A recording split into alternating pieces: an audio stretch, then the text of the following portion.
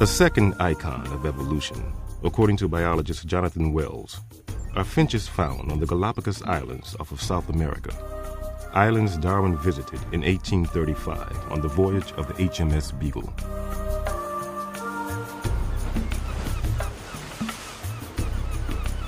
Another icon of evolution are some species of birds on the Galapagos Islands that are very similar except for the size and shape of their beaks. And it's thought, and it's quite possible, that they evolved from a common ancestor because of having to eat different foods on the different islands. In 1994, journalist Jonathan Weiner published The Beak of the Finch, a book about research into the Galapagos finches. It won the Pulitzer Prize.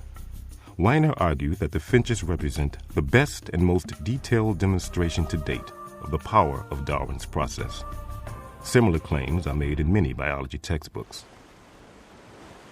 The Galapagos finches are a spectacular example of evolution.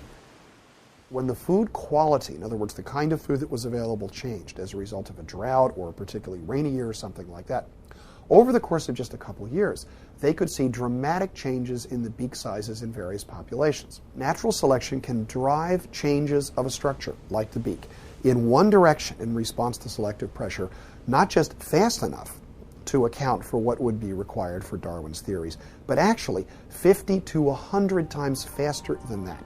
A severe drought could cause many of the finches to die and leave only those with larger beaks.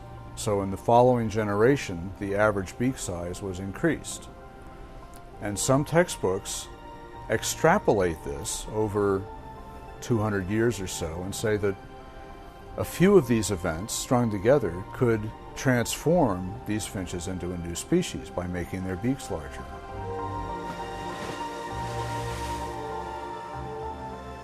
Look, the stuff about finch beaks is certainly interesting. Let's not confuse ourselves about that.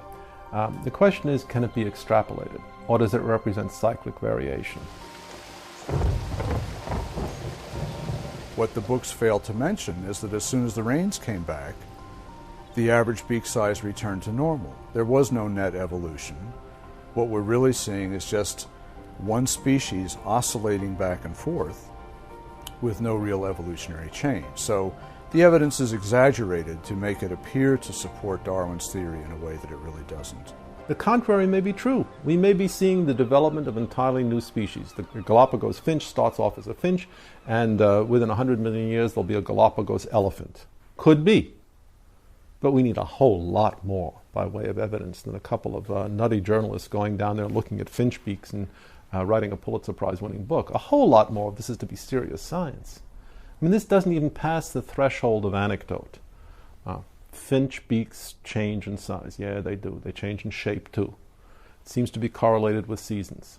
There seems to be a regress back toward the mean when the seasons change again. If this is the part of a spectacular evolutionary extrapolation, let's have additional reasons for thinking that. The changes are temporary, they oscillate back and forth, and they don't go anywhere. So, as evidence for the origin of species, Darwin's finches really don't work.